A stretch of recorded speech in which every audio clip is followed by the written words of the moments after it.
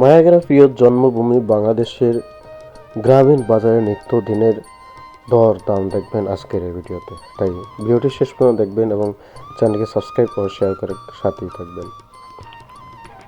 যাচ্ছি সাইকেল দিয়ে। রাস্তার দুপাশে সবুজে ঘেরা অপরূপ দৃশ্য ভরা এই গ্রাম। প্রতিটি মানুষই এই রাস্তায় দিয়ে এই গ্রামের হাটে যায়, নিত্যদিনের বাজারে যায় তাদের প্রয়োজনীয় জিনিসপত্র ক্রয় করতে। সম্মানিত সুপ্রিয় এলাকাবাসী, সম্মানিত সুপ্রিয় এলাকাবাসী, আসসালামু আলাইকুম। সুখবর। সাইকেলে করে যেতে যেতেই হঠাৎ চোখের সামনে পড়ল প্রাচীন বাংলার ঐতিহ্যবাহী এই হাক্কা। এটি এক সময় গ্রামীণ বাংলার নিত্যদিনের রাস্তা ছিল কিংবা ব্রিজ ছিল। পূর্বে এটাই মানুষের এক জায়গা থেকে অন্য জায়গায় এফার থেকে অফার বেরোনোর ব্রিজ ছিল।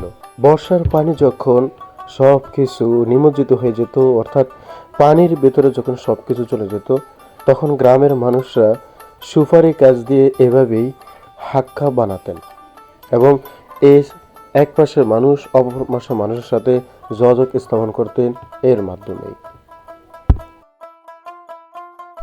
যা এখন বিলুপ্ত প্রায়। তবে এই বাজারে যাওয়ার পথে হঠাৎ করে এটি দেখে আর ভিডিওটি ধারণ না করে পারলাম না।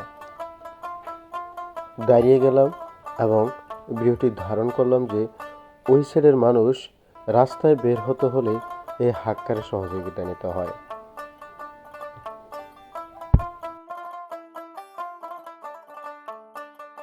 আসসালামু আলাইকুম সুপ্রিয় দর্শক, আশা করি সকলে ভালো আছেন। আজকের আমার এই নতুন ব্লগ ভিডিওতে আপনাদের সকলকেই স্বাগতম। এখন রয়েছে আমি ভোলা জেলার দৌলতখান উপজেলার গোসেরহাট বাজারে।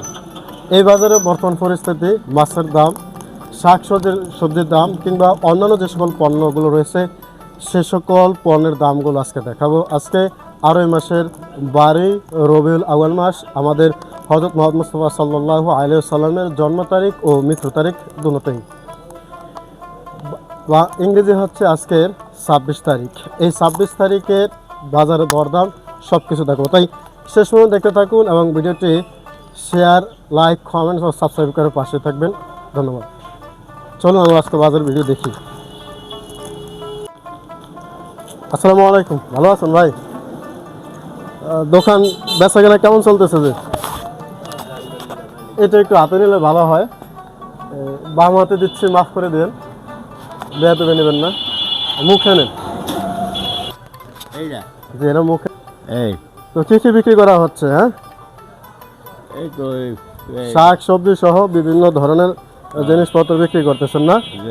আমরা এই দোকানে দেখতে পাচ্ছি ভিউয়ার্স, সকল ধরনেরই কম বেশি শাকসবজি রয়েছে। আমরা সকল শাকসবজি জানার চেষ্টা করব। এই যে লেবু কত টাকা করে বিক্রি করেন? আলি 20 টাকা। আলি 20 টাকা না, এটা একটু মুখে নেবেন। আর এই পটল কেজি হলো 50 টাকা। KG 50 KG 50। পটলের কেজি বর্তমানে 50 টাকা, দাম একটু মনে হয় বেশি হচ্ছে। আর এটার দাম কত? 25। এটার দাম কি? এই 60 টাকা। করলা না কাকরল? কাকরল। এটা কেজি কত? 60। এটা পূর্বে ছিল কত? আজ থেকে 1 মাস পূর্বে কত ছিল? 70-80। আর এটা 1 মাস পূর্বে কত ছিল? 70 টাকা। আর এখন বর্তমানে 50। আর এই যে এটাকে আমরা কি বলি জানো? গাড়ি। এটার দাম কত বলছেন বেটা? 50 টাকা। 50। এর আগে কত ছিল? 60 টাকা আছে। 60 টাকা। দাম কমে গিয়েছে নাকি? ধনেপাতা কেজি বিক্রি করেন নাকি? কেজি কত? কেজি 200 টাকা। 200 টাকা। আর 10 টাকা নিলে কি পরিমাণ দেন? আন্দাজে দেন? ওইরকমই দেই, মাইফা দেন। ও আচ্ছা। আর এই যে শসা 30 টাকা। শসা কেজি 30 টাকা। এর 1 মাস বা 2 মাস আগে কতটুকু ছিল দাম? আরো বেশি ছিল। আরো বেশি কমে বা বলে। আচ্ছা। ওই যে মরিচের দাম কত? মরিচ 140 টাকা। 146 টাকা। আলু হলো 22 টাকা কেজি। 22 টাকা কেজি। হ্যাঁ, আপনার সামনে দেখা যায় শুকনো মরিচ না? শুকনো মরিচের দাম কত টাকা বিক্রি করে? 320 টাকা। 320। এটার দাম কম না বেশি পূর্ব থেকে ভাই? পূর্বের থেকে বেশি হবে। পূর্ব থেকে বেশি। আর এই যে এটা কি কি ডাল বলে জানো? অ্যাঙ্কর দেন হ্যাঙ্কর হ্যাঙ্কর হ্যাঙ্কর এটা কত টাকা? 60 টাকা কেজি। 60 টাকা না? আর আমাদের এই শুটকি মাছটা কত টাকা বিক্রি করেন? এটা যে এটা হলো আপনার 500 টাকা। কত যে? 500 টাকা কেজি। 500 টাকা না? মানে আমি দেখতে পাচ্ছি যে এক এক বাজারে এক এক রকম দাম। যেমন পটল দৌলত খানে বেচছে 40 টাকা, উনি বেচতেছেন 50 টাকা। মানে আমরা ওই গাড়ি ভাড়া দিয়ে আনি না। আবার দৌলত খান থেকে এখানে গাড়ির হিসাবে আর কি রানিং আছে না? রানিং এর কারণে এখানে সেই রানিং আছে আর এখানে কাটতি কম, ও একেবারে কম। বুঝতে পেরেছি। মানে বাজারের দূরত্ব অনুযায়ী এবং ভাড়া অনুযায়ী সবজির দামগুলো রাখেন না? আর ওই যে ডিম, ফার্মের ডিম, পোলট্রি ডিমগুলো কত টাকা বিক্রি করেন? হালি 50 টাকা কেজি। হালি 50 না? ডিমের হালি প্রায় সব জায়গায় একই রকম রয়েছে। তো সুপ্রিয়ার্স, আমরা দেখলাম যে এ বাজারের শাক সবজির দামের আজকের বাজারের দাম।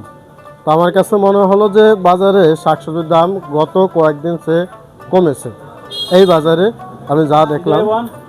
তো আপনাকে অসংখ্য ধন্যবাদ আমার সাথে সময় দেওয়ার জন্য। আসসালামু আলাইকুম। বাংলার প্রকৃতি।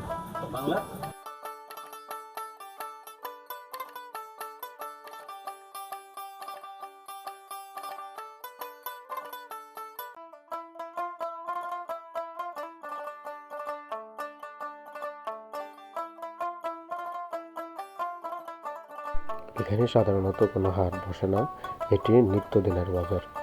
অনেক মানুষ এখানে তাদের নিত্যদিনের পণ্য ক্রয় করতে আসেন।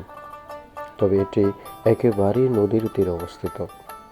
যখন নদীতে প্রচুর পরিমাণে পানি হয় তখন এখানকার মানুষ এই পানির ছোঁয়া পান। একেবারেই এই বাজারটি নিকটে অবস্থিত। দেখুন, এখান থেকেই কিন্তু বাজারটি দেখা যাচ্ছে, যা মেঘনা নদীর কোল ঘেঁষে অবস্থিত। একজন মুরব্বী এখান থেকে মাটি নিয়ে যাচ্ছেন তার আবাস তৈরি করার জন্য। প্রিয় শুভাকাঙ্ক্ষী এবং দর্শকরা, আমাদের চ্যানেলকে শেয়ার ও সাবস্ক্রাইব এবং কমেন্ট করবেন অবশ্যই।